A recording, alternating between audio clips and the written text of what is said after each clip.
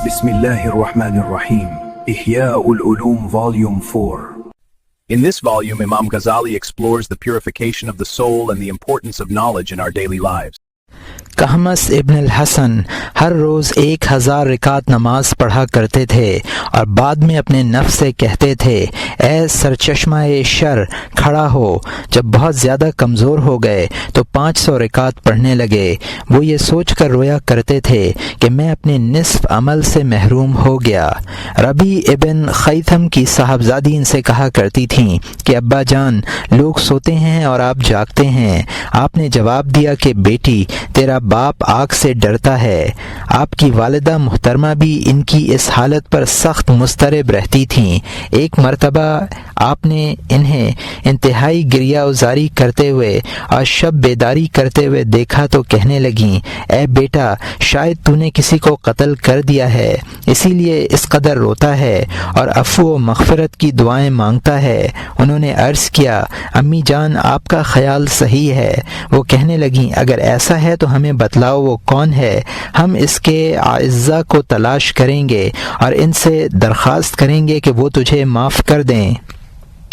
बखुदा अगर इन्हें पता चल जाए कि तेरा क्या हाल हो गया है तो वो तुझ पर ज़रूर रहम करेंगे और तुझे माफ़ कर देंगे। रबी ने कहा, अम्मी जान, मैंने अपने नफ्स को कत्ल किया है। बशर इब्न अल-हर्थ के भांजे कहते हैं कि मेरे मामू जान एक रोज़ मेरी अम्मी से कहने लगे कि ए बहन, मेरी पसलियाँ मेरे पेट के खाली हिस्से में घुस रही हैं। मेरी अम्मी कहने लगीं, अगर तुम इजाज़त दो तो मैं थोड़े से मैदे का हरीरा बना दूं ताकि तुम उसे पीकर कुछ ताकत पाओ। मामू जान ने कहा, नहीं, मुझे डर है कि कहीं अल्लाह ताला ये ना पूछ लें कि तेरे पास मैदा कहाँ से आया था। इसे मुझे नहीं पता, मैं इसका क्या जवाब दूंगा। ये सुनकर मेरी अम्मी रोने लगीं। मामू जान भी रोने लगे और इन्हें रोता हुआ देखकर मैं भी रोने लगा।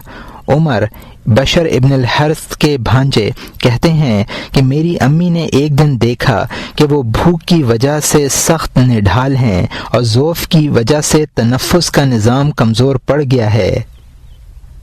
ये हालत देखकर मेरी अम्मी इनसे कहने लगीं कि ए भाई, क्या अच्छा होता अगर तेरी माँ ने मुझे ना जना होता।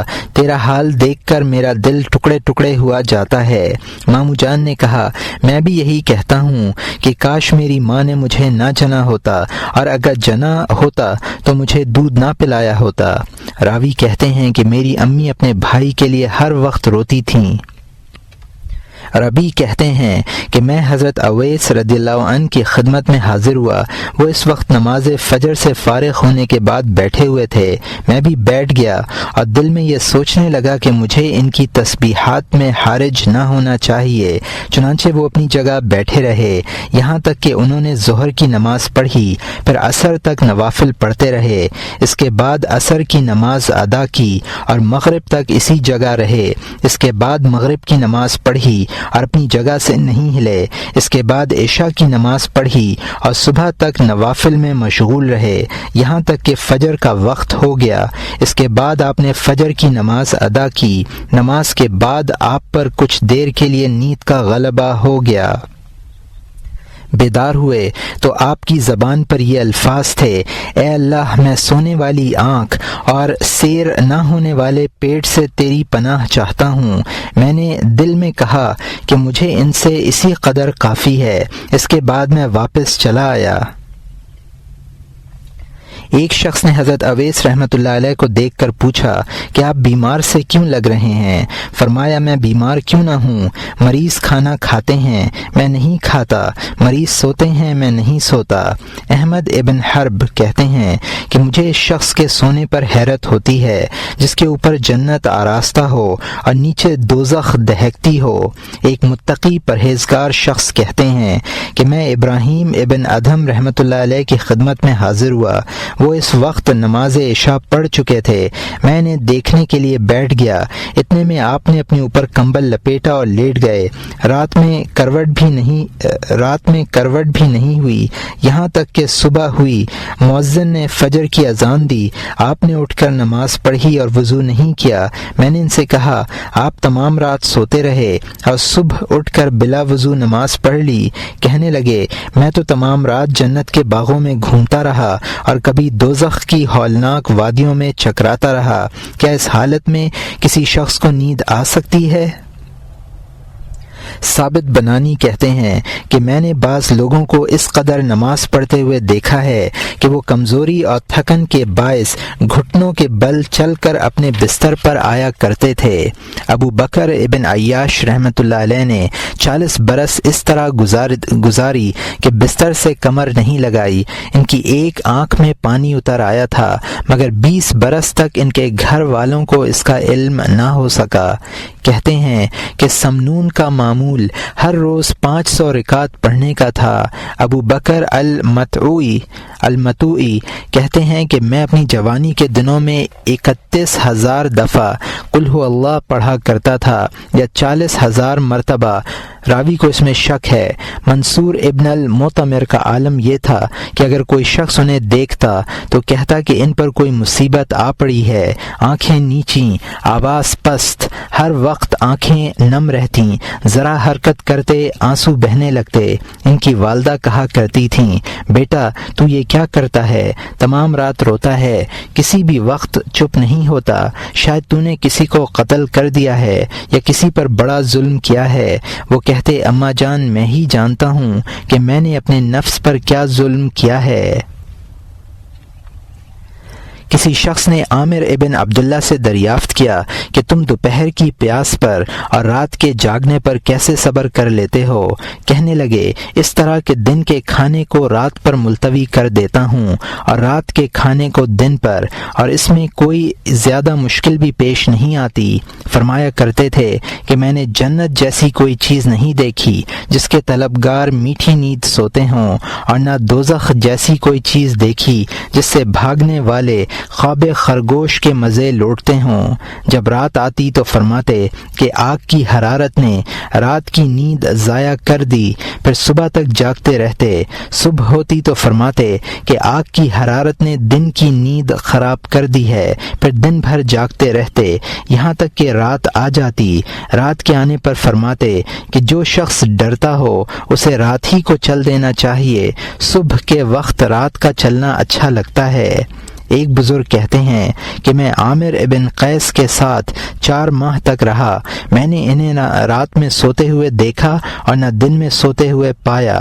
حضرت علی ابن ابی طالب رضی اللہ عنہ کے ایک ساتھی بیان کرتے ہیں کہ میں نے حضرت علی رضی اللہ عنہ کے پیچھے فجر کی نماز پڑھی، آپ نے سلام پھیرا اور دائیں طرف کو رخ کر کے بیٹھ گئے۔ اس وقت آپ پر کچھ غم کا اثر تھا، آپ سورج نکلنے تک اسی طرح بیٹھے رہے۔ اس کے بعد اپنا ہاتھ الٹا اور فرمایا بخدا میں نے رسول اللہ صلی اللہ علیہ وسلم کے اصحاب کو دیکھا ہے، اب مجھے کوئی شخص ایسا نظر نہیں آتا جو ان سے مشابہت رکھتا ہو۔ وہ لوگ بکھرے بالوں اور زرد چہروں کے ساتھ صبح کرتے، ان کی راتیں سجود و قیام اور تلاوت کتاب اللہ میں گزرتی تھیں۔ وہ اپنے قدموں اور پیشانیوں پر زور دیا کرتے تھے۔ یہ لوگ جب اللہ کا ذکر کرتے تو اس طرح لرزتے جیسے ہوا کے تیز و تند جھکڑوں سے درخت لرزے ہیں۔ ان کی آنکھیں اس قدر آنسو برساتیں کہ کپڑے تر ہو جاتے۔ اب لوگ غفلت کے ساتھ سوتے ہیں۔ ابو مسلم الخولانی نے اپنے گھر کی مسجد میں ایک کوڑا لٹکا رکھا تھا۔ اس کوڑے سے وہ اپنے نفس کو ڈرایا کرتے تھے اور کہتے تھے کہ کھڑا ہو جا ورنہ میں تجھے اس قدر رگے دوں گا کہ تو تھک جائے گا، میرا کچھ نقصان نہ ہوگا۔ اگر نفس کی طرف سے کچھ سستی دیکھتے تو کوڑا اٹھا کر اپنی پنڈیوں پر مارتے اور کہتے کہ میرے جانور سے زیادہ تو مار کا مستحق ہے۔ فرمایا کرتے تھے کہ سرکار دو عالم صلی اللہ علیہ وسلم کے اصحاب یہ سمجھتے ہوں گے کہ دین صرف ہم نے ہی اختیار کیا ہے، بخدا ہم اس قدر محنت کریں گے کہ صحابہ کرام کو معلوم ہو جائے گا کہ صرف ہم ہی نے دین کو اختیار نہیں کیا ہے بلکہ ہمارے پیچھے بھی کچھ لوگ آ رہے ہیں۔ صفوان ابن سلیم طویل قیام کے باعث دونوں ٹانگوں سے معذور ہو گئے تھے۔ ان کا مجاہدہ اس درجے پر پہنچ گیا تھا کہ اگر کوئی شخص ان سے کہتا کہ قیامت کل ہوگی تو ان کے اعمال میں ذرا بھی زیادتی نہ ہو پاتی، یعنی وہ اب پہلے ہی اتنے زیادہ ہوتے کہ ان میں مزید زیادتی کی گنجائش نہ ہوتی۔ سردی کے موسم میں وہ چھت پر جا بیٹھتے تاکہ جسم کو سرد ہوا کے تھپیڑے کھلائیں، اور گرمی کے دنوں میں تنگ و تاریک کمروں میں پہنچ جاتے تاکہ اپنے نفس کو حبس اور گھٹن کا مزہ چکھائیں۔ وہ رات بھر سوتے نہیں تھے، یہاں تک کہ سجدے کی حالت میں وفات پائی۔ اپنی موت سے کچھ لمحے پہلے وہ یہ کہہ رہے تھے، اے اللہ، میں تیری ملاقات پسند کرتا ہوں، تو بھی مجھ سے ملنا پسند کر۔ قاسم ابن محمد کہتے ہیں کہ میں صبح اٹھ کر سب سے پہلے حضرت عائشہ رضی اللہ عنہا کی خدمت میں حاضر ہوتا اور انہیں سلام کرتا، اس کے بعد اپنے کاموں میں مشغول ہوتا۔ ایک روز حسب معمول میں ان کی خدمت میں حاضر ہوا۔ آپ اس وقت چاشت کی نماز پڑھ رہی تھیں اور یہ آیت پڑھ پڑھ کر رو رہی تھیں، فمن اللہ علینا ووقانا عذاب السموم، پارہ نمبر 27، رکوع نمبر 3، آیت نمبر 27۔ سو خدا نے ہم پر بڑا احسان کیا اور عذاب دوزخ سے بچا لیا۔ میں دیر تک کھڑے رہنے کے باعث تھکن محسوس کرنے لگا، لیکن وہ اس طرح آیت کو تلاوت کرتی رہیں اور روتی رہیں۔ میں نے سوچا پہلے بازار ہوا ہوں، چنانچہ میں بازار گیا اور اپنی ضرورت سے فارغ ہو کر واپس آیا تو آپ اسی طرح آیت کی تلاوت اور گریہ و زاری میں مشغول تھیں۔ محمد ابن اسحاق کہتے ہیں کہ جب عبد الرحمن ابن اسود حج کے ارادے سے ہمارے پاس آئے تو ان کے پاؤں میں کچھ تکلیف تھی، مگر ہم نے انہیں دیکھا کہ وہ ایک پاؤں پر کھڑے ہو کر عشاء کے وضو سے صبح کی نماز ادا کرتے تھے۔ ایک بزرگ کہتے ہیں کہ میں موت سے صرف اس لیے ڈرتا ہوں کہ وہ میرے اور رات کی نماز کے درمیان حائل ہو جائے گی۔ علی ابن ابی طالب رضی اللہ عنہ کہتے ہیں کہ نیک لوگوں کی علامت یہ ہے کہ رات بھر جاگنے کے باعث ان کے چہرے زرد پڑ گئے ہوں اور رونے کی وجہ سے ان کی آنکھیں چندھیا گئی ہوں اور روزے کی وجہ سے ہونٹ خشک ہو گئے ہوں، ان پر خاشعین کا سا غبار چھایا ہوا ہو۔ حضرت حسن سے کسی شخص نے دریافت کیا کہ آخر تہجد پڑھنے والوں کے چہرے اس قدر عمدہ کیوں ہوتے ہیں؟ فرمایا اس لیے کہ وہ اللہ تعالیٰ کے ساتھ تنہا ہوتے ہیں، اللہ انہیں اپنے نور کا لباس پہنا دیتا ہے۔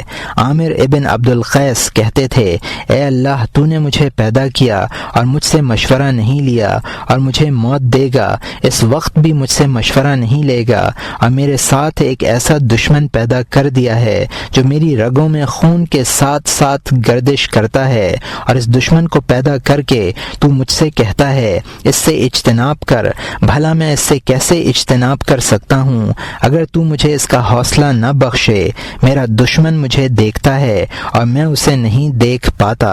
اے اللہ، دنیا میں آلام اور مصائب ہیں اور آخرت میں حساب و عذاب ہے، پھر راحت و مسرت کہاں ہے؟ جعفر ابن محمد کہتے ہیں کہ عتبہ غلام 3 چیخوں میں رات پوری کیا کرتے تھے۔ اولاً عشاء کی نماز پڑھ کر گھٹنوں میں سر رکھتے اور سوچنے بیٹھ جاتے، جب رات کا تہائی حصہ گزر جاتا تو ایک چیخ مارتے، پھر گھٹنوں پر سر رکھ کر بیٹھ جاتے، پھر جب رات کا دوسرا تہائی گزر جاتا پھر ایک چیخ مارتے، اس کے بعد پھر اپنے گھٹنوں پر سر رکھ کر سوچنے میں مصروف ہو جاتے، جب صبح ہوتی تو پھر ایک چیخ مارتے۔ جعفر ابن محمد کہتے ہیں کہ میں نے بصرے کے بعض لوگوں سے ان کی چیخوں کا ذکر کیا، وہ کہنے لگے تم چیخوں کو نہ دیکھو بلکہ یہ سوچو کہ آخر وہ ان چیخوں کے درمیان کیا سوچا کرتے تھے۔ حاسم ابن راشد شیبانی کہتے ہیں کہ زمعہ محسب میں ہمارے گھر مہمان تھے، ان کے ساتھ ان کی بیوی اور لڑکیاں بھی تھیں۔ ان کا دستور تھا کہ وہ رات میں دیر تک نماز پڑھا کرتے تھے۔ جب صبح ہوتی تو با آواز بلند کہتے، اے آرام کرنے والوں، کیا تم رات اسی طرح سوتے رہو گے؟ اٹھو، کیا چلنے کا ارادہ نہیں ہے؟ ان کی آواز سن کر تمام لوگ بیدار ہو جاتے، کوئی رونے لگتا، کوئی قرآن کریم کی تلاوت شروع کر دیتا اور کوئی وضو کرنے بیٹھ جاتا۔ جب فجر کا وقت ہوتا تو بلند آواز سے کہتے کہ صبح کے وقت رات کا چلنا پسند کیا جاتا ہے۔ ایک دانشور کہتے ہیں کہ اللہ تعالیٰ کے بعض بندے ایسے ہیں کہ اللہ نے انہیں اپنی معرفت کا انعام دیا ہے اور اطاعت کے لیے ان کے سینے کھول دیے ہیں۔ وہ اس پر توکل کرتے ہیں اور مخلوق کو اور تمام معاملات کو اس پر رکھتے ہیں۔ یہی وجہ ہے کہ ان کے دل صفائے یقین کے معدن، حکمت کے گھر، عظمت کے صندوق اور قدرت کے خزانے بن گئے ہیں۔ وہ لوگ بظاہر لوگوں میں آتے جاتے، گھومتے پھرتے نظر آتے ہیں، مگر ان کے دل ملکوت کی سیر کرتے رہتے ہیں اور غیب کے محجوب میں پناہ لیتے ہیں، اور جب واپس آتے ہیں تو ان کے پاس فوائد کے خزینے اور لطائف کے جواہر ہوتے ہیں۔ ان کے خزینوں اور جوہروں کا وصف بیان نہیں کیا جا سکتا۔ وہ اپنے باطنی امور میں ایسے ہیں جیسے ریشم، اور ظاہر میں ایسے جیسے استعمال شدہ رومال، ہر شخص کے ساتھ تواضع سے پیش آتے ہیں۔ یہ ایک ایسی منہاج ہے جس پر بتکلف نہیں چلا جا سکتا۔ یہ تو اللہ کا فضل ہے، وہ جسے چاہتا ہے عطا کرتا ہے۔ ایک بزرگ بیان کرتے ہیں کہ میں بیت المقدس کے پہاڑوں میں گھوم رہا تھا۔ اس دوران میرا گزر ایک وادی سے ہوا۔ وہاں میں نے ایک بلند آواز سنی جس کا جواب پہاڑ دے رہے تھے، یعنی اس جگہ آواز زبردست طریقے سے گونجتی تھی۔ مجھے اس آواز کا پتہ لگانے کا تجسس ہوا اور کشاں کشاں ایک ایسے خطے میں پہنچا جہاں بکثرت درخت تھے۔ میں نے وہاں ایک شخص کو دیکھا جو یہ آیت بار بار پڑھ رہا تھا، یوم تجد کل نفس ما عملت من خیر محضرا وما عملت من سوء تود لو ان بینها وبینه امدا بعیدا ویحذرکم اللہ نفسا۔ پارہ نمبر 3 رکوع نمبر 11 آیت نمبر 30۔ جس روز ہر شخص اپنے اچھے کیے ہوئے کاموں کو سامنے لایا ہوا پائے گا اور اپنے برے کیے ہوئے کاموں کو بھی، اور اس بات کی تمنا کرے گا کہ کیا خوب ہوتا کہ اس شخص کے اور اس کے درمیان دور دراز کی مسافت حائل ہوتی، اور اللہ تم کو اپنی ذات عظیم سے ڈراتا ہے۔ میں اس کے پیچھے بیٹھ گیا اور اس کی تلاوت سننے لگا۔ وہ کافی دیر تک تلاوت کرتا رہا، یہاں تک کہ اس نے ایک زبردست چیخ ماری اور بے ہوش ہو کر گر پڑا۔ میں نے کہا یہ میری بدقسمتی ہے کہ میں اس کی زبان سے تلاوت نہ سن سکا۔ پھر میں اس کے ہوش میں آنے تک منتظر بیٹھا رہا۔ کچھ دیر بعد وہ یہ کہتا ہوا ہوش میں آیا کہ میں جھوٹوں کے مقام سے اللہ کی پناہ چاہتا ہوں، میں بیکاروں کے مقام سے اللہ کی پناہ چاہتا ہوں، میں غافلوں کے اعراض سے اللہ کی پناہ چاہتا ہوں۔ پھر اس نے یہ کہا کہ ڈرنے والوں کے قلوب تیرے لیے خاشع ہیں، کوتاہ عملوں کی امیدیں تیری ذات سے وابستہ ہیں، عارفین کے دل تیری عظمت کے آگے سرنگوں ہیں۔ پھر اس نے اپنے ہاتھ جھاڑے اور کہنے لگا، گزرے ہوئے زمانے کہاں گئے اور پچھلے وقتوں کے لوگ کہاں ہیں؟ وہ مٹی میں سڑتے ہیں اور تھوڑی سی مدت میں فنا ہو جاتے ہیں۔ راوی کہتے ہیں کہ میں نے شخص کو آواز دی اور کہنے لگا کہ اے اللہ کے بندے، میں آج تمام دن سے تیرے پیچھے بیٹھا ہوا ہوں اور تیری فراغت کا منتظر ہوں۔ اس نے کہا بھلا اس شخص کو فراغت کیسے ملے گی جو اوقات سے سبقت کرتا ہے اور اوقات اس سے سبقت کرتے ہیں، اور ڈرتا ہے کہ کہیں موت اس کے نفس پر سبقت نہ کر جائے؟ یا وہ شخص کیسے فارغ ہوگا جس کی زندگی کے دن گزر گئے ہوں ہوں اور گناہ باقی رہ گئے ہوں۔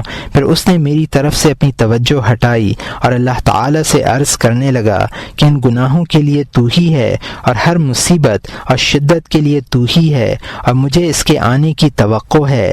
اس کے بعد اس نے یہ آیت تلاوت کی وَبَدَا لَهُم مِّنَ اللَّهِ مَا لَمْ يَكُونُوا يَحْتَسِبُونَ، پارہ نمبر 24، رکوع نمبر 2، آیت نمبر 48۔ اور اس وقت ان کو تمام برے اعمال ظاہر ہو جائیں گے۔ پھر وہ پہلے سے بھی زیادہ زور سے چیخا اور بے ہوش ہو کر گر پڑا۔ مجھے خیال ہوا کہ شاید اس کی روح نے جسم کا ساتھ چھوڑ دیا ہے۔ میں اس کے قریب گیا اور دیکھا کہ وہ سخت مضطرب اور بے چین ہے۔ کچھ دیر بعد اس کی حالت بہتر ہوئی۔ اس مرتبہ ہوش میں آنے کے بعد اس کی زبان پر یہ الفاظ تھے، میں کون ہوں، میرا خاطر کیا ہے، اپنے فضل سے میرے گناہ معاف فرما، مجھے اپنے پردائے رحمت میں چھپا لے، اپنی عظمت و کرم کے صدقے سے میری خطاؤں سے درگزر کرنا اس وقت جب کہ میں تیرے سامنے حاضر ہوں۔ راوی کہتے ہیں میں نے اس شخص سے کہا کہ میں ذات کی قسم دے کر کہتا ہوں جس سے تو امید رکھتا ہے اور جس پر بھروسہ کرتا ہے، کیا مجھ سے گفتگو نہیں کرے گا؟ اس نے جواب دیا اس شخص سے کلام کرو جس کے کلام سے تمہیں کچھ نفع ہو اور اس شخص کے کلام سے بچو جسے اس کے گناہوں نے ہلاک کر دیا ہو۔ میں اس جگہ طویل مدت سے اللہ ہی جانتا ہے وہ کس قدر طویل ہے، ابلیس سے جہاد کر رہا ہوں اور ابلیس مجھ سے جہاد کر رہا ہے۔ آج تک کوئی ایسا شخص یہاں نہیں آیا جو اس کے خلاف جہاد میں میری اعانت کرتا۔ اب تو آیا ہے، میں کہتا ہوں تیرا مجھ سے دور رہنا ہی بہتر ہے۔ تو نے میری زبان معطل کر دی ہے اور میرے دل کو اپنی بات کی طرف مائل کر لیا ہے۔ میں اللہ سے شرک کی پناہ چاہتا ہوں اور یہ امید کرتا ہوں کہ وہ مجھے اپنے غصے سے محفوظ رکھے گا اور مجھ پر اپنی رحمت کی نظر فرمائے گا۔ راوی کہتے ہیں کہ مجھے خیال ہوا یہ شخص اللہ کا ولی ہے، میں نے اسے اپنی باتوں میں مشغول کر دیا ہے، ایسا نہ ہو کہ اس کی وجہ سے مجھ پر عذاب ہو۔ یہ سوچ کر میں وہاں سے چلا آیا۔ ایک بزرگ فرماتے ہیں کہ میں کسی راستے سے گزرتا ہوا ایک درخت تک پہنچا تاکہ کچھ دیر اس کے سائے میں آرام کر لوں۔ کچھ ہی لمحوں کے بعد میں نے ایک بوڑھے شخص کو دیکھا جو مجھ پر چڑھے چلے آ رہے تھے اور کہہ رہے تھے اے شخص اٹھ اور یہاں سے جا، اس لیے کہ موت مری نہیں ہے۔ یہ کہہ کر وہ بڑے میاں واپس ہو گئے۔ میں بھی ان کے پیچھے پیچھے چلا۔ وہ یہ کہتے ہوئے جا رہے تھے کل نفس ذائقۃ الموت، ہر نفس کو موت کا مزہ چکھنا ہے۔ پارہ نمبر 17، رکوع نمبر 3، آیت نمبر 35۔ اے اللہ میرے لیے موت میں برکت عطا فرما۔ میں نے کہا اور موت کے بعد کی زندگی میں بھی؟ وہ کہنے لگے جو شخص موت کے بعد پیش آنے والے واقعات و حالات کا یقین رکھتا ہے وہ احتیاط اور خوف کی بنا پر دامن اٹھا کر چلتا ہے، دنیا میں اس کا ٹھکانہ نہیں ہوتا۔ اے پروردگار تیری ذات عظیم کے لیے تمام چہرے ذلیل ہیں، میرے چہرے کو اپنے دیدار سے روشن کر اور میرے دل کو اپنی محبت سے لبریز فرما۔ قیامت کے دن اپنی بارگاہ میں ہر رسوائی اور ذلت سے محفوظ رکھنا۔ اب تجھ سے شرمانے کا وقت آ گیا ہے، اب تجھ سے اعراض نہ کرنے کا وقت آ پہنچا ہے۔ اگر تیرا حلم نہ ہوتا تو موت بھی مجھ سے گریزاں رہتی، اور اگر تیرا عفو نہ ہوتا تو میری امید کا دامن تیرے بے پایاں عنایات تک وسیع نہ ہوتا۔ پھر وہ مجھے تنہا چھوڑ کر چل دیا۔ اس مضمون میں یہ اشعار کہے گئے ہیں نحیل الجسم مکتبی الفواد تراہ بقمت او بطن وادی ینوح على معاس فادحات يقدر ثقلها صفو الرقاد فإن حاجت مخاوفه وزادت فدعوته أغثني يا عمادي فأنت بما علاقيه عليم كثير الصفح عن رذل العباد کمزور جسم ہے اور دل غم و اندوہ سے لبریز ہے۔ ایسے شخص کو تم کسی پہاڑ کی چوٹی پر یا کسی وادی میں دیکھتے ہو کہ وہ اپنے ان رسوا کن گناہوں پر نوحہ کرتا ہے جن کا ثقل خواب راحت کا مزہ مقدر کر دیتا ہے۔ جب خوف زیادہ ہیجان پر ہوتا ہے تو اس کی دعا یہ ہوتی ہے کہ اے میرے پروردگار میری مدد کر، جس حال میں ہوں تو اس سے اچھی طرح واقف ہے اور بندے کی لغزشوں سے بہت زیادہ درگزر کرنے والا ہے۔ الذ من التلذذ بالغواني اذا اقبلنا في حلل حسان منيب فر من اهل ومال يسيح الى مكان من مكان ليخمل ذكره ويعيش فردا ويزهر في العبادة بالامان تلذذه طلاء وتعين ولا وذكر بالفؤاد وباللسان وعند الموت يأتيه بشير يبشر بالنجاة من الهوان فيدرك ما أراد وما تمنى من الراحات في غرف الجنان۔ اگر حسین و جمیل پوشاک پہن کر خوبصورت مغنیائیں آ جائیں تو اس میں وہ لذت نہ ملے جو اسے میسر ہے۔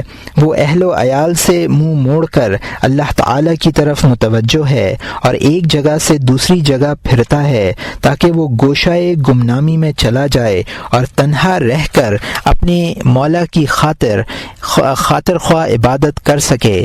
جہاں بھی وہ جاتا ہے تلاوت کلام پاک کا ذوق اور دل و زبان سے ذکر الہی کی لذت اس کے ساتھ جاتی ہے۔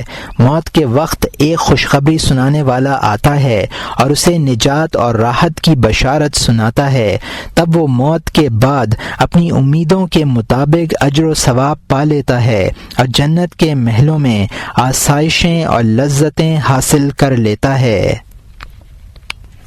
قرظ ابن وبرہ ہر روز 3 قرآن پاک ختم کر لیا کرتے تھے اور عبادات میں شدید مجاہدہ فرماتے تھے۔ کسی نے ان سے کہا کہ آپ بہت سخت مجاہدہ کرتے ہیں۔ انہوں نے پوچھا کہ دنیا کی عمر کیا ہے؟ سائل نے جواب دیا 7000 سال۔ انہوں نے سوال کیا اور قیامت کے دن کی مقدار کیا ہے؟ سائل مذکور نے عرض کیا 50,000 برس۔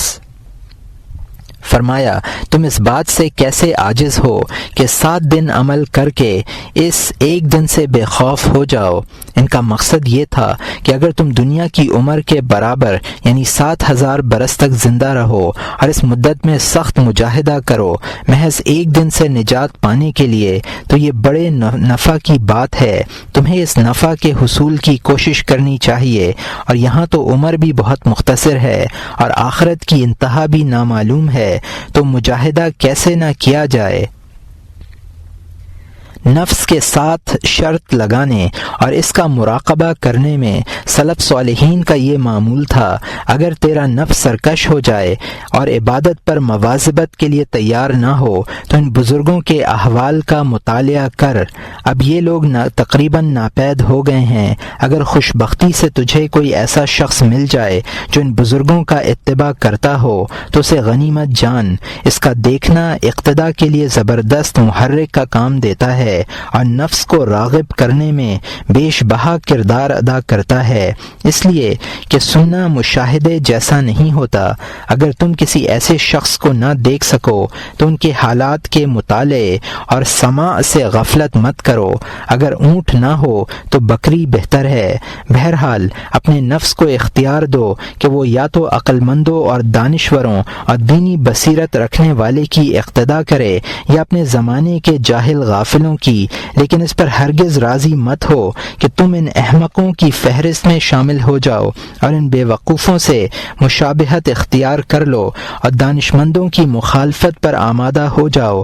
اگر تمہارا نفس یہ کہے کہ ان لوگوں کی اقتداء نہایت دشوار ہے کیونکہ وہ مجاہدے کی زبردست قوت سے مالا مال تھے، تو ان عورتوں کے احوال کا مطالعہ کرو جو عبادات میں مجاہدہ کرتی تھیں، اور نفس سے کہو کہ کیا تجھے اس بات سے شرم نہیں آتی کہ تیرا درجہ عورتوں سے بھی کم ہو؟ وہ مرد انتہائی ذلیل ہے جو دین یا دنیا کے معاملات میں کسی صورت سے کمتر ہو۔ نیک سیرت عورتوں کا ذکر۔ اب ہم کچھ عابدہ زاہدہ عورتوں کے حالات بیان کرتے ہیں۔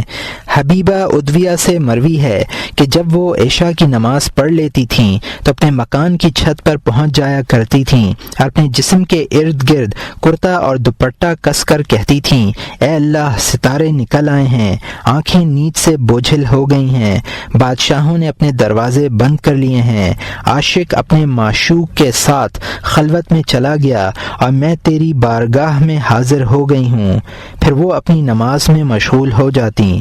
جب فجر کا وقت ہو جاتا تو کہتیں، اے اللہ، یہ رات رخصت ہو گئی ہے اور دن نکل آیا ہے، مجھے نہیں معلوم کہ میری یہ رات تو نے قبول کی ہے یا نہیں، اگر قبول کر لی ہے تو میں اپنے آپ کو مبارکباد دوں ورنہ تعزیت کروں، تیری عزت کی قسم یہ میرا معمول رہے گا جب تک تو مجھے زندہ رکھے گا، اگر تو نے مجھے اپنے در سے جھڑک دیا تب بھی میں تیرا در نہ چھوڑوں گی، اس لیے کہ میرا دل تیرے جود و کرم کے انوار سے روشن ہے۔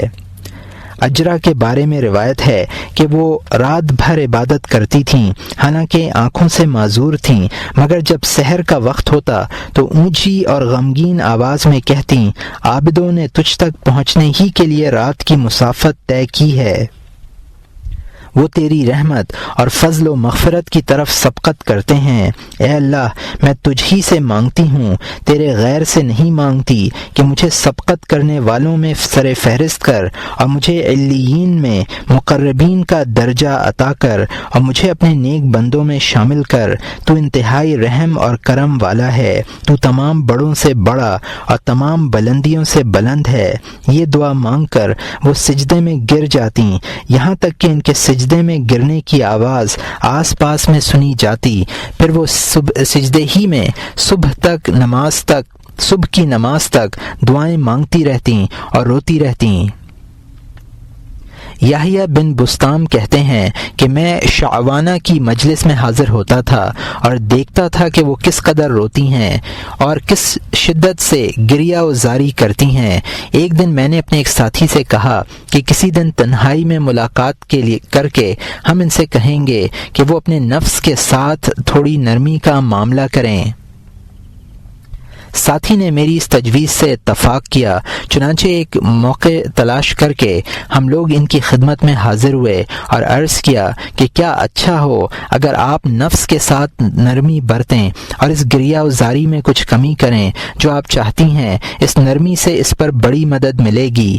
یہ بات سن کر وہ رونے لگیں اور کہنے لگیں، بخدا میں اس قدر رونا چاہتی ہوں کہ میرے آنسو خشک ہو جائیں، پھر خون کے آنسو روں، یہاں تک کہ میرے جسم سے خون کا ایک ایک قطرہ آنسو بن کر آنکھ سے بہہ جائے، لیکن میں کہاں روتی ہوں، مجھے رونا کب نصیب ہوتا ہے۔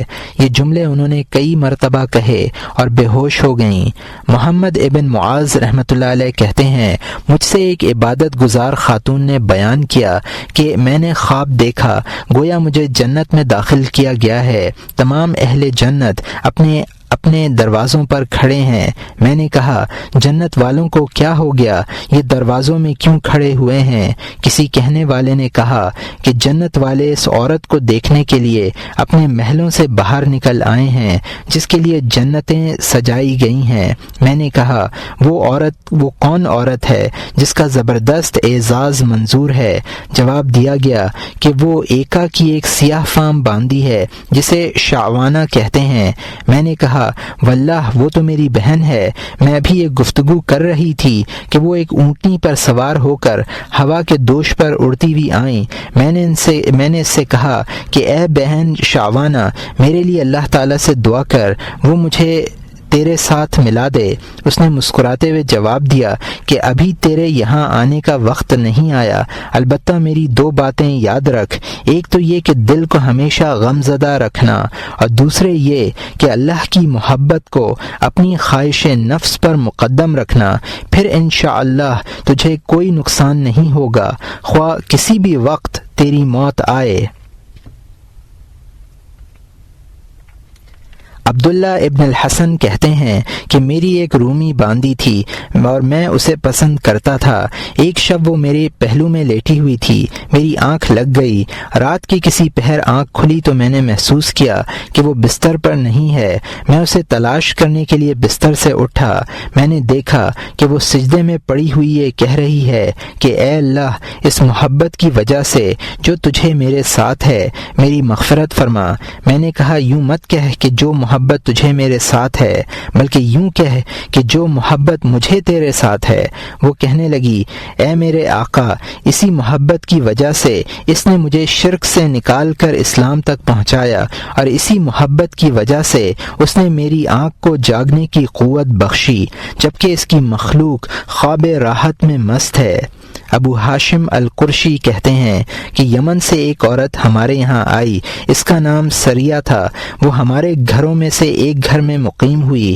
میں رات کو اس کے چیخنے چلانے اور گریہ و زاری کرنے کی آوازیں سنا کرتا تھا۔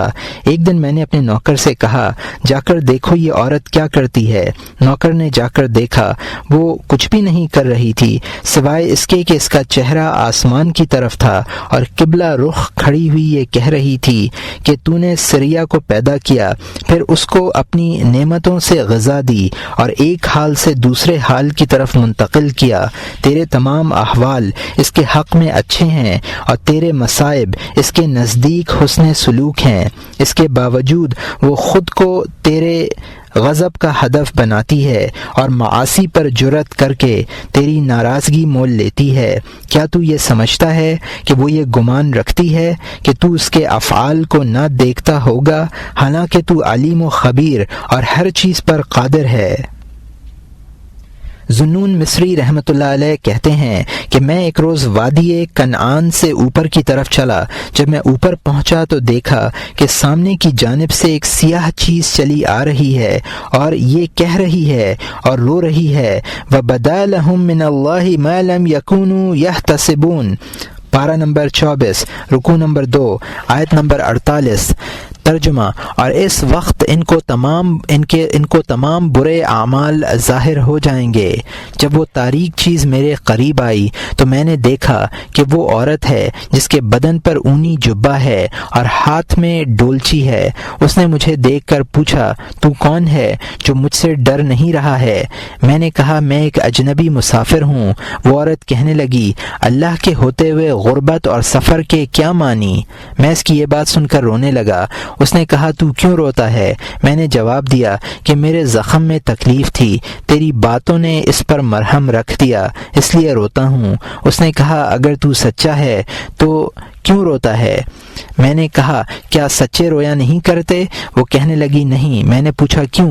اس نے جواب دیا اس لیے کہ رونا دل کی راحت میں ہوتا ہے۔ میں اس کی یہ بات سن کر تعجب میں رہ گیا۔ احمد ابن علی کہتے ہیں کہ ہم نے عفیرہ کے پاس حاضری کی اجازت چاہی مگر انہوں نے اجازت نہ دی، لیکن ہم دروازے پر ہی ٹھہرے رہے، وہاں سے نہیں ہلے۔ مجبوراً وہ دروازہ کھولنے کے لیے اٹھیں اور یہ کہتے ہوئے دروازہ کھولا کہ اے اللہ، میں لوگوں سے تیری پناہ چاہتی ہوں جو تیرے ذکر میں رکاوٹ بنے۔ ہم نے ان کے حجرے میں پہنچ کر عرض کیا کہ ہمارے لیے دعا فرمائیے۔ انہوں نے کہا کہ اللہ تعالیٰ میرے گھر میں تمہاری ضیافت اس طرح کرے کہ تمہاری مغفرت فرمائے۔ پھر وہ ہم سے کہنے لگیں کہ عطا السلمی نے 40 برس تک آسمان کی طرف نظر نہیں اٹھائی۔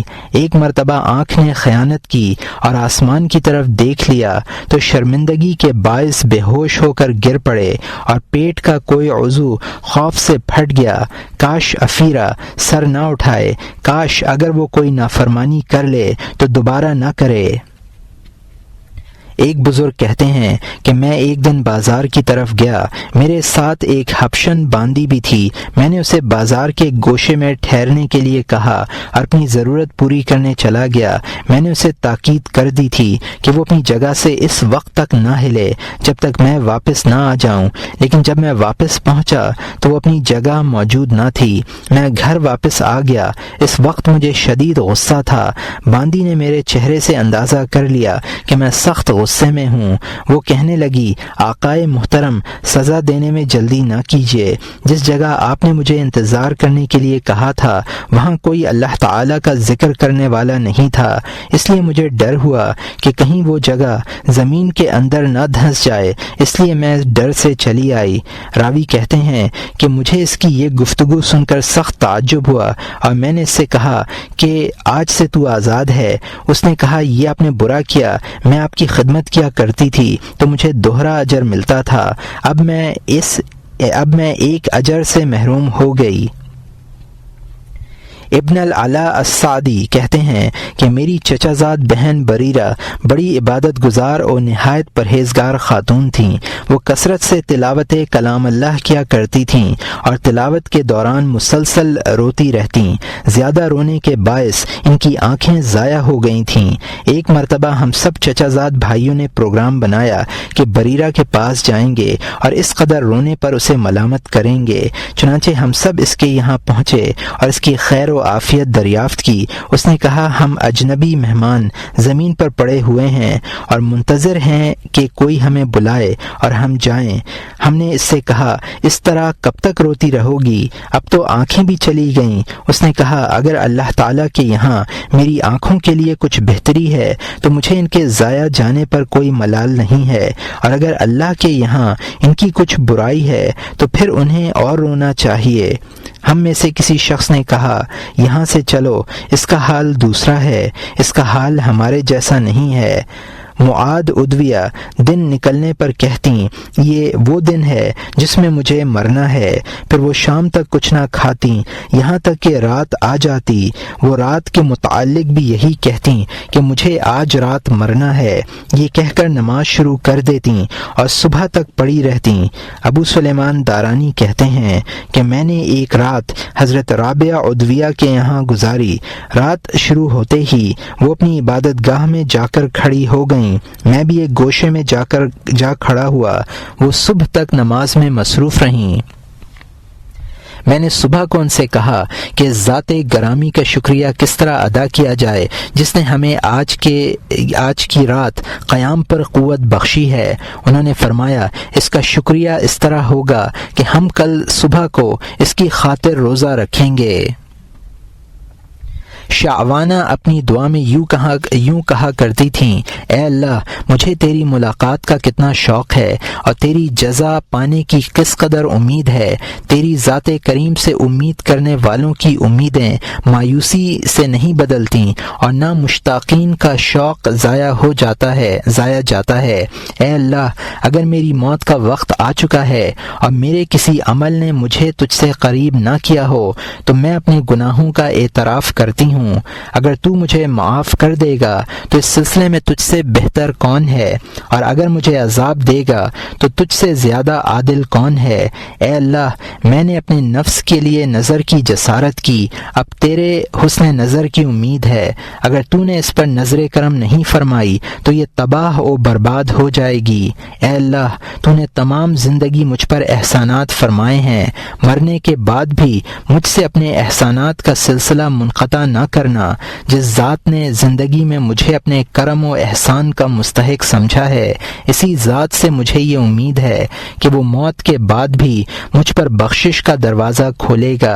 اے اللہ جب تو زندگی میں میرا ذمہ دار رہا تو مرنے کے بعد میں کیسے تیری نظر کرم سے مایوس ہوں۔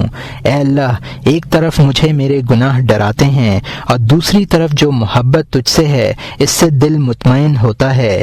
میرے معاملے میں اپنی شان کے مطابق نظر کر اور اس شخص کو بھی اپنے فضل و احسان سے محروم نہ کر جو جہالت کے نشے میں مدہوش ہے۔ اے اللہ اگر تو میری رسوائی چاہتا تو مجھے ہدایت کیوں دیتا، اور اگر میری ذلت چاہتا تو میرے گناہوں کی پردہ پوشی کیوں فرماتا۔ اے اللہ جس سبب سے تو نے مجھے ہدایت دی ہے اسے باقی رکھ، اور جس سبب سے تو میری پردہ پوشی کرتا ہے اسے دائم رکھ۔ اے اللہ میں نہیں سمجھتی کہ جس مقصد کے لیے میں نے عمر لگائی ہے اسے تو نامنظور کر دے گا۔ اگر میں نے گناہ نہ کیے ہوتے تو مجھے تیرے عذاب کا خوف نہ ہوتا، اور اگر مجھے تیرے کرم کا علم نہ ہوتا تو میں تیرے اجر اور ثواب کی امیدوار نہ ہوتی۔ حضرت خواص رحمۃ اللہ علیہ فرماتے ہیں کہ ہم رحلہ عابدہ کے یہاں گئے، انہوں نے اتنے روزے رکھے تھے کہ سیاہ پڑ گئی تھیں، اور اس قدر آنسو بہائے تھے کہ آنکھوں سے محروم ہو گئی تھیں، اور اس قدر نمازیں پڑھی تھیں کہ چلنے پھرنے سے معذور ہو گئی تھیں۔ جس وقت ہم لوگ ان کے پاس پہنچے وہ بیٹھی ہوئی نماز پڑھ رہی تھیں۔ ہم نے انہیں سلام کیا اور اللہ تعالیٰ کے عفو و کرم اور فضل و احسان پر کچھ گفتگو کی تاکہ وہ اپنے نفس پر قدر نرمی کریں۔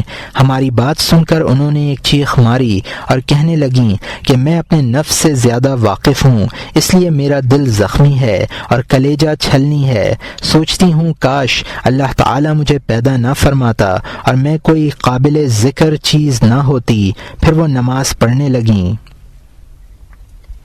اگر تم نفس کے ساتھ شرط لگانے والوں میں سے ہو اور مراقبہ کرنے والوں سے تعلق رکھتے ہو تو تمہیں ان بزرگ مردوں اور عورتوں کے حالات زندگی کا مطالعہ کرنا چاہیے تاکہ تمہیں عمل پر نشاط حاصل ہو اور عبادت کی حرص پیدا ہو۔ تمہیں اپنے زمانے کے لوگوں کی طرف نہ دیکھنا چاہیے، اس لیے کہ اللہ تعالیٰ کا ارشاد ہے وَإِن تُطِعْ أَكْثَرَ مَن فِي الْأَرْضِ يُضِلُّوكَ عَن سَبِيلِ اللَّهِ، پارہ نمبر 8 رکوع نمبر 1 آیت نمبر 117۔ اور دنیا میں اکثر لوگ ایسے ہیں کہ اگر آپ ان کا کہنا مانیں گے تو وہ آپ کو اللہ کی راہ سے بے راہ کر دیں۔ مجتہدین کے واقعات اتنے زیادہ ہیں کہ ان کا احاطہ نہیں کیا جا سکتا۔ ان صفحات میں ہم نے جو کچھ ذکر کر دیا ہے وہ عبرت پکڑنے والوں کے لیے بہت کافی ہے۔ اگر تمہیں مزید کی ضرورت ہو تو حلیۃ الاولیاء نامی کتاب کا مطالعہ کرو، اس میں صحابہ کرام، تابعین اعظام اور بعد کے بزرگان دین کے احوال مذکور ہیں۔ اس کتاب کے مطالعے سے واضح ہوگا کہ تم اور تمہارے اپنائے زمانہ ان بزرگوں سے کتنے دور ہیں۔ اب اگر تمہارا نفس یہ کہے کہ اپنے زمانے کے لوگوں کو دیکھو کیونکہ اسی زمانے میں خیر ہے اور دین کے مددگاروں کی کثرت ہے، نیز اگر تم دوسرے زمانے کے لوگوں کی اتباع کرو گے تو لوگ تمہاری ہنسی اڑائیں گے اور دیوانہ کہیں گے۔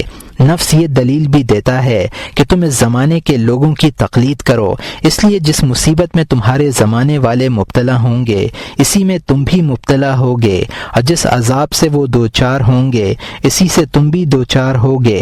تم تنہا اس مصیبت اور عذاب میں مبتلا نہیں ہوگے، پھر کیا پریشانی ہے؟ دیکھو، نفس کے فریب میں مت آنا اور نہ اس کی دلیل سے متاثر ہونا۔ نفس سے تمہیں یہ پوچھنا چاہیے کہ اگر کسی شہر میں زبردست سیلاب آنے کا خطرہ ہو اور یہ اندیشہ ہو کہ اس سیلاب میں شہر کی تمام آبادی بہہ جائے گی لیکن تم کشتی وغیرہ کے ذریعے سے بچ نکل سکتے ہو، تو کیا یہ بات عقل کے مطابق ہوگی کہ تم اسی شہر میں مقیم رہو اور یہ سوچو کہ جو سب کا حال ہوگا وہی میرا ہوگا؟ پھر مجھے کیا ضرورت ہے کہ میں سیلاب سے بچنے کی تدبیر کروں اور کشتی وغیرہ کھینے کی مشقت جھیلوں؟ ظاہر ہے کوئی بھی سلیم العقل انسان اسے دانائی نہیں کہہ سکتا، بلکہ ہر عقل مند انسان اس سے بچنے کی کوشش کرتا ہے۔ جب ایک عارضی اذیت کے سلسلے میں جو چند لمحوں سے زیادہ باقی نہیں رہتی، لوگوں کا یہ عالم یہ ہے کہ وہ اس سے بہر صورت بچنے کی کوشش کرتے ہیں، تو تم اس عذاب سے کیوں نہیں بچتے جو ہمیشہ ہمیشہ کے لیے ہوگا؟ اور نفس کا یہ کہنا کہ مصیبت عام ہو تو اچھی لگتی ہے ایک بے بنیاد بات ہے۔ ہو سکتا ہے دنیا میں مصیبتیں عام ہونے سے اچھی ہو جاتی ہوں، مگر آخرت میں ایسا نہیں ہوگا۔ وہاں دوزخیوں کو اس قدر فرصت کب ہوگی کہ وہ ایک دوسرے کو دیکھیں اور ان کے مصائب دیکھ کر اپنے مصائب پر خوش ہوں۔ دیکھو، کفار محض اسی لیے ہلاک ہوئے ہیں کہ انہوں نے اپنے زمانے کے لوگوں کی تقلید کی تھی اور انہیں اسوہ بنایا تھا، جیسا کہ قرآن کریم نے ان کا قول نقل کیا ہے، اِنَّا وَجَدْنَا آبَاءَنَا عَلَىٰ أُمَّةٍ وَإِنَّا عَلَىٰ آثَارِهِمْ مُقْتَدُونَ، پارہ نمبر 25 رکوع نمبر 8 آیت نمبر 23۔ ہم نے اپنے باپ دادوں کو ایک طریقے پر پایا ہے اور ہم بھی ان کے پیچھے چلے جاتے ہیں۔ بہرحال اگر تم اپنے نفس کو عتاب نہ کرو اور اسے مجاہدہ پر اکساؤ اور وہ تمہاری نافرمانی کرے تو تمہیں زجر و توبیخ اور عتاب و ملامت کا سلسلہ منقطع نہ کرنا چاہیے، بلکہ اسے اس کی سوء عاقبت سے ڈراتے رہنا چاہیے۔ ہو سکتا ہے کہ وہ کسی دن اپنی سرکشی سے باز آ جائے۔ چھٹا مقام، نفس کو عتاب کرنا۔ تمہارا سب سے بڑا دشمن خود تمہارے دونوں پہلوؤں کے درمیان واقع نفس ہے۔ اس کی تخلیق میں یہ بات رکھ دی گئی ہے کہ وہ بدی کا حکم کرتا ہے، شر کی طرف مائل ہوتا ہے اور خیر سے راہ فرار اختیار کرتا ہے۔ اس کے متعلق یہ حکم دیا گیا ہے کہ اس کا تزکیہ کیا جائے اور اس کا ٹیڑھا پن دور کیا جائے اور اسے جبر و اکراہ سے روکا جائے۔ اگر تم نے اسے ڈھیل دی تو وہ سرکش بن جائے گا اور تمہارے قابو سے باہر ہو جائے گا۔ اس کے بعد تم اسے پا نہ سکو گے، اور اگر تم اس کو ڈانٹتے ڈپٹتے رہے اور اللہ کے عذاب سے ڈراتے رہے تو وہی نفس لوامہ بن جاتا ہے جس کی اللہ تعالی نے قسم کھائی ہے، اور یہ توقع کی جا سکتی ہے کہ یہ نفس بتدریج نفس مطمئنہ بن جائے گا، جسے یہ دعوت دی گئی ہے کہ وہ اللہ کے مخلص بندوں کے زمرے میں شامل ہو جائے، اس طرح کہ وہ خود بھی اللہ تعالی سے راضی ہو اور اللہ بھی اس سے راضی ہو۔ اس لیے تم کسی بھی لمحے نفس کی طرف سے غافل مت رہو، بلکہ اسے سمجھاتے رہو، واعظ و نصیحت کرتے رہو اور لعنت و ملامت کرتے رہو۔ تمہیں کسی دوسرے کو اس وقت تک واعظ و نصیحت نہ کرنی چاہیے جب تک تم خود اپنے نفس کو واعظ و نصیحت نہ کر لو۔ اللہ تعالی نے حضرت عیسیٰ علیہ السلام پر وحی نازل فرمائی کہ اے مریم کے بیٹے، پہلے اپنے نفس کو نصیحت کرو، جب اسے نصیحت کر چکو تب لوگوں کو نصیحت کرو، ورنہ مجھ سے شرماؤ۔ ارشاد خداوندی ہے وَذَكِّرْ فَإِنَّ الذِّكْرَ تَنفَعُ الْمُؤْمِنِينَ، پارہ نمبر 27 رکوع نمبر 2 آیت نمبر 55۔ ترجمہ، اور سمجھاتے رہیے کیونکہ سمجھانا ایمان والوں کو بھی نفع دے گا۔ اور اس کا طریقہ یہ ہے کہ پہلے اپنے نفس پر متوجہ ہو اور اس سے کہو کہ تو کتنا بے وقوف اور کس قدر نادان ہے کہ اپنے آپ کو ذہین، دانا اور حکیم تصور کرتا ہے، لیکن آنے والی زندگی کے متعلق کچھ نہیں سوچتا۔ جنت اور دوزخ تیرے سامنے ہیں اور تجھے ان میں سے ایک میں عنقریب جانا ہے، اس کے باوجود تو خوش ہوتا ہے، قہقہے لگاتا ہے اور لہو اور لعب میں مشغول ہوتا ہے، حالانکہ تو ایک خطرناک مرحلے سے دوچار ہونے والا ہے۔ موت تیری منتظر ہے، ہو سکتا ہے آج یا کل موت تجھے اپنے پنجوں میں جکڑ لے۔ تو سمجھتا ہے کہ موت تجھ سے دور ہے، ہو سکتا ہے اللہ کے علم میں نہایت قریب ہو۔ ویسے بھی جو چیز آنے والی ہے وہ قریب ہی ہوتی ہے، اور جو آنے والی نہیں ہوتی اسے بعید کہا جاتا ہے۔ کیا تو نہیں جانتا کہ موت تجھے اچانک آ پکڑے گی، نہ اس سے پہلے کوئی قاصد آئے گا، نہ اطلاع آئے گی، نہ تاریخ اور وقت مقرر ہوگا، نہ موت کی آمد کسی خاص موسم کے ساتھ مخصوص ہے کہ یہ کہا جا سکے کہ گرمی میں آئے گی، سردی میں نہیں آئے گی، یا سردی میں آئے گی، گرمی میں نہیں آئے گی۔ نہ موت کے لیے رات اور دن کی قید ہے، نہ بڑھاپے اور جوانی کی تخصیص، بلکہ انسان کا ہر سانس آخری ہو سکتا ہے اور ہر لمحہ موت کا پیغامبر بن سکتا ہے۔ اگر اچانک موت نہیں آتی تو مرض اچانک آ جاتا ہے اور وہ موت کی طرف لے جاتا ہے۔ پھر کیا بات ہے تو موت کے لیے تیاری نہیں کرتا، حالانکہ وہ تیری رگے جاں سے بھی قریب ہے۔ کیا تو اللہ تعالیٰ کے اس ارشاد میں غور نہیں کرتا؟ اقترب للناس حسابهم وهم في غفلة معرضون ما ياتيهم من ذكر من ربهم محدث إلا استمعوه وهم يلعبون لاهية قلوبهم، پارہ نمبر 17 رکوع نمبر 1 آیت نمبر 1 سے 3۔ ترجمہ، ان لوگوں سے ان کا وقت حساب قریب آ پہنچا اور یہ ابھی غفلت ہی میں پڑے ہیں اور اعراض کیے ہوئے ہیں۔ ان کے پاس ان کے رب کی طرف سے جو نصیحت تازہ آتی ہے یہ اس کو اس طور سے سنتے ہیں کہ اس کے ساتھ ہنسی کرتے ہیں، ان کے دل متوجہ نہیں ہوتے۔ اگر تو اللہ تعالیٰ کی معصیت پر اس لیے جرأت کرتا ہے کہ تیرا اعتقاد یہ ہے کہ اللہ تیرے اعمال کا نگراں نہیں ہے تو یہ تیرا کفر ہے، اور اگر تو اللہ کو اپنے اعمال کا نگراں سمجھ کر بھی معصیت کرتا ہے تو یہ بڑی بے شرمی اور بے حیائی کی بات ہے۔ اے نفس، اگر تیرے سامنے تیرا کوئی غلام نافرمانی کرتا ہے یا تیرا بھائی حکم عدولی کرتا ہے تو تو کس قدر غضبناک ہوتا ہے اور اسے کتنا برا سمجھتا ہے، پھر تو کس جسارت کی بنا پر اللہ تعالیٰ کے غضب شدید، سخط عظیم اور عذاب علیم کا سامنا کرنے پر تیار ہے؟ کیا تو یہ سمجھتا ہے کہ اس کا عذاب برداشت کرے گا؟ ہرگز نہیں، یہ تیری خام خیالی ہے۔ اگر تو ہماری بات پر یقین نہیں کرتا تو تجربہ کر لے اور کچھ دیر کے لیے سخت دھوپ میں کھڑا ہو جا یا گرم حمام میں کچھ لمحوں کے لیے اپنے آپ کو محبوس کر لے، یا اپنی انگلی آگ کے شعلے پر رکھ اور دیکھ کہ تیرے اندر یہ تکلیف برداشت کرنے کی کس قدر قوت ہے۔ ایسا تو نہیں کہ تجھے اللہ کے فضل و کرم اور تیری عبادت و اطاعت سے اس کی بے نیازی کا فریب ہو۔ اگر ہمارا خیال صحیح ہے تو ہم پوچھتے ہیں کہ تو دنیاوی معاملات میں اللہ تعالیٰ کے کرم پر بھروسہ کیوں نہیں کرتا اور کس لیے ذاتی تدبیریں بروئے کار لاتا ہے؟ مثلا جب کوئی دشمن تجھ پر حملہ آور ہوتا ہے تو اس خیال سے خاموش نہیں بیٹھتا کہ اللہ تعالیٰ کی مدد اور فضل و کرم پر یقین رکھتا ہے، جبکہ اس کے شر سے محفوظ رہنے کے لیے اپنی پوری قوت اور طاقت استعمال کرتا ہے۔ اسی طرح جب تجھے کوئی ایسی دنیاوی ضرورت پیش آتی ہے جس کی تکمیل درہم و دینار کے بغیر ممکن نہ ہو تو درہم و دینار کے حصول کے لیے سر دھڑ کی بازی لگا دیتا ہے۔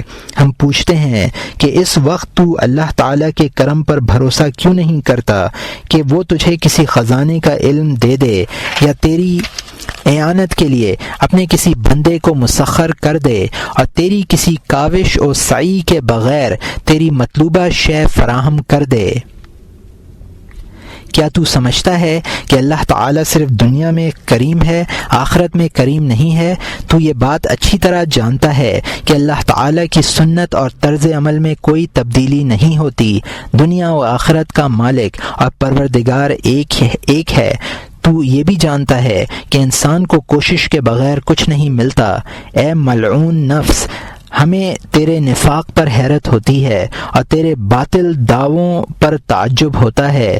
تو اپنی زبان سے ایمان کا دعویٰ کرتا ہے اور نفاق کا اثر تجھ پر ظاہر ہے۔ کیا تیرے آقا و مولا نے تجھ سے یہ نہیں فرمایا؟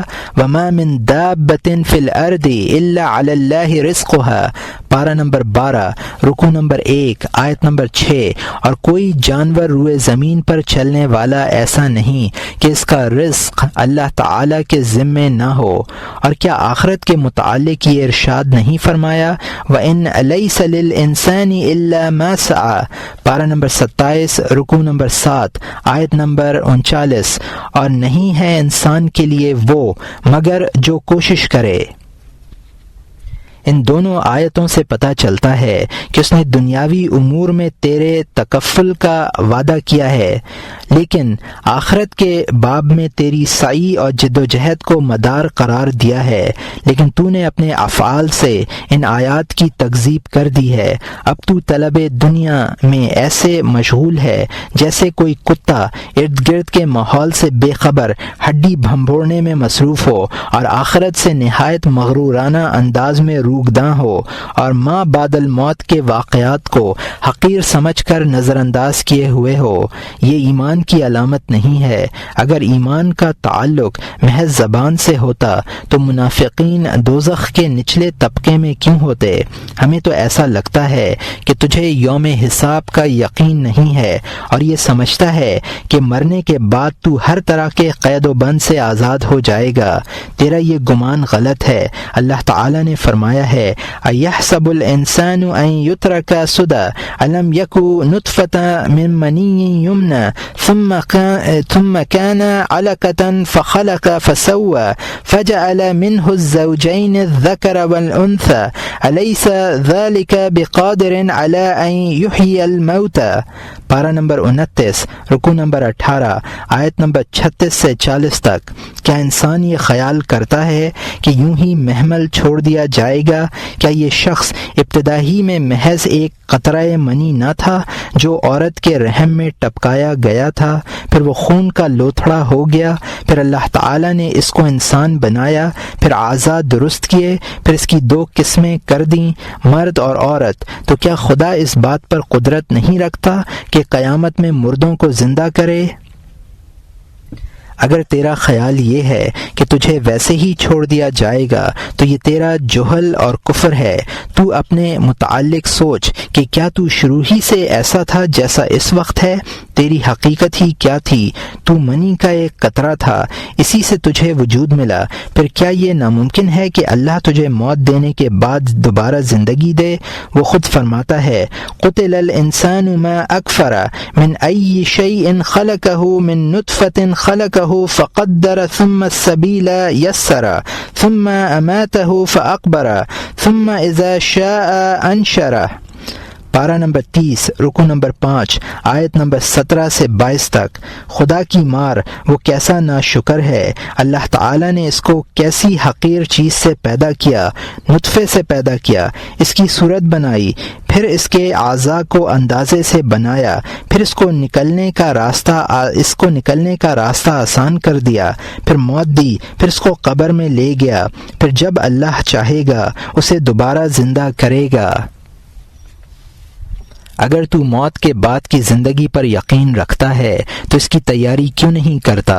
دنیاوی معاملات میں تو تیرا حال یہ ہے کہ اگر یہودی تجھے یہ بتلائے کہ فلاں لذیذ ترین غذا تیری صحت کے لیے نقصان دہ ہے تو اس سے صبر کرتا ہے، اسے ہاتھ نہیں لگاتا اور نفس کو اس کے ترک پر مجبور کرتا ہے، خواہ تجھے اس سلسلے میں کتنا ہی مجاہدہ کیوں نہ کرنا پڑے۔ مگر دوسری طرف تیرا عالم یہ ہے کہ انبیاء کرام جن کی تائید و توثیق معجزات کے ذریعے کی گئی ہے کہ اقوال کو نظر انداز کر دیتا ہے اور آسمانی کتابوں میں لکھے ہوئے احکام الہی پر ایک سرسری نظر ڈال کر گزر جاتا ہے، کیا اللہ و رسول کے ارشادات کی تیرے نزدیک اتنی بھی اہمیت نہیں جتنی ایک بددین یہودی کی ہے جو محض ظن و تخمین اور قیاس و استقراء کو بنیاد بنا کر حکم لگاتا ہے، جس کے پاس یقینی حکم لگانے کا کوئی ذریعہ بھی نہیں ہے؟ پھر وہ یہودی بھی ایسا جس کا علم بھی ناقص ہے اور سمجھ بھی ناقص ہے۔ یہودی کی بات تو پھر دوسری ہے۔ ہمیں تو اس وقت حیرت کا شدید جھٹکا لگتا ہے جب ہم یہ دیکھتے ہیں کہ اگر کوئی بچہ تجھے یہ بتلائے کہ تیرے کپڑوں میں بچھو ہے تو تو اسی لمحے کپڑے اتار کر پھینک دیتا ہے۔ یہ اس سے کس دلیل کا مطالبہ کرتا ہے اور نہ حجت کا طالب ہوتا ہے، اور یہ اس سے کسی دلیل کا مطالبہ کرتا ہے اور نہ حجت کا طالب ہوتا ہے؟ کیا تیرے نزدیک انبیاء، علماء، حکماء اور اولیاء کے ارشادات کی وقت اتنی بھی نہیں جتنی ایک بچے کے قول کی ہے جسے ساری دنیا کے لوگ ناتجربہ کار اور کم عقل کہتے ہیں؟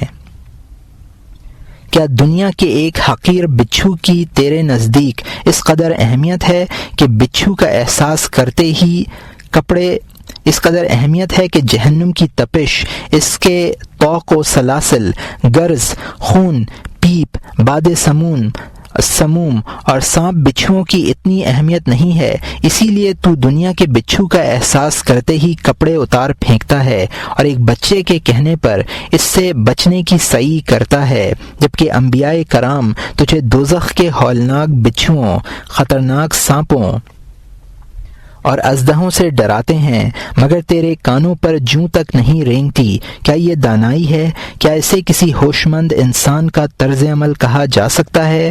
ہم تو یہاں تک کہتے ہیں کہ اگر بہائم پر تیرا حال منکشف ہو جائے تو وہ تیرا مذاق اڑائیں اور تیری عقل و فہم کا ماتم کریں۔ اے بدبخت نفس، اگر تو ان تمام باتوں پر یقین رکھتا ہے اور انہیں سچ مانتا ہے تو پھر عمل میں ٹال مٹول کیوں کرتا ہے؟ حالانکہ موت گھات لگائے بیٹھی ہے، ہو سکتا ہے وہ تجھے توبہ کی مہلت دیے بغیر اچک لے۔ اگر تجھے موت کا یقین ہے اور یہ بھی جانتا ہے کہ موت دفتن بھی آ سکتی ہے تو پھر کس خوش فہمی میں ہاتھ پر ہاتھ دھرے بیٹھا ہے؟ اگر یہ تسلیم کر لیا جائے کہ تجھے اللہ تعالی نے 100 برس کی مہلت عطا کی ہے، لیکن کیا یہ 100 برس کی مدت بغیر طے کیے پوری ہو جائے گی؟ اور کیا کوئی کام کیے بغیر خود بخود ہو جائے گا؟ کیا کوئی شخص سواری کو چارہ دیے بغیر اس پر سوار ہو سکتا ہے اور دشوار گزار راہیں طے کر سکتا ہے؟ اگر تو ایسا سمجھتا ہے تو یہ تیری بھول ہے۔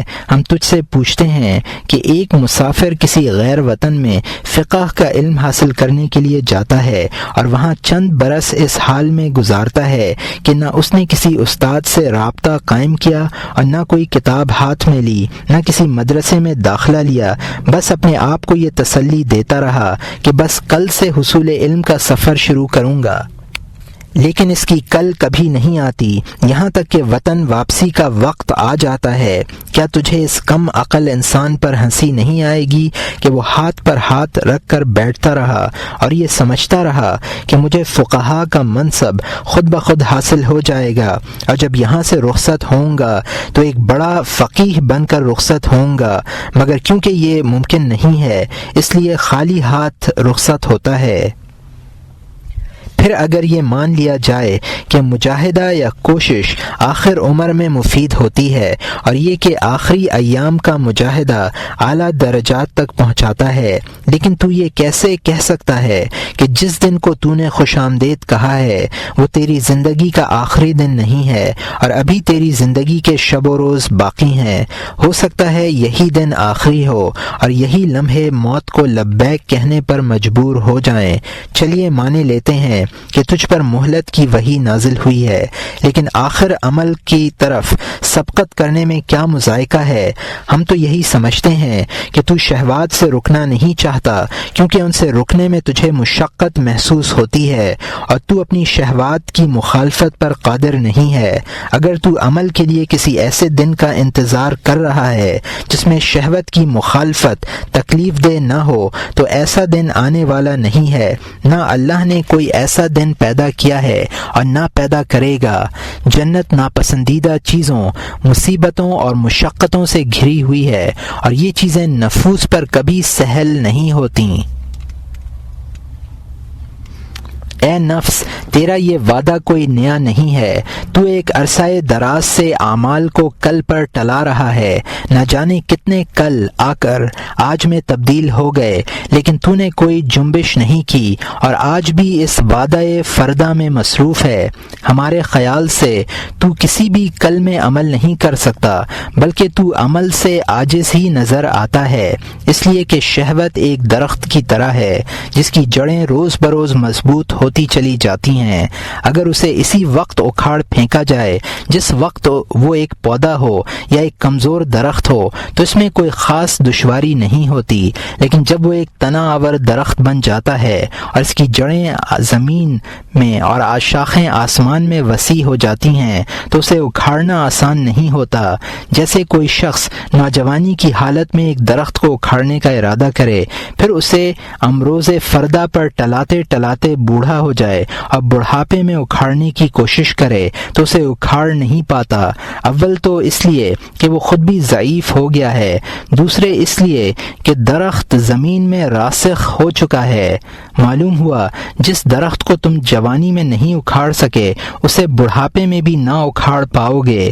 حقیقت یہ ہے کہ بڑھاپے کی ریاضت ایک زبردست مشقت ہے، چنانچہ مثالیں مشہور ہیں کہ گلہڑ طوطے نہیں پڑھتے، یا بھیڑیے کو تہذیب سکھلانا عذاب مول لینا ہے، یا نرم شاخ جھک سکتی ہے، جب وہ سوکھ جاتی ہے تو اس کا موڑنا یا جھکانا مشکل ہو جاتا ہے۔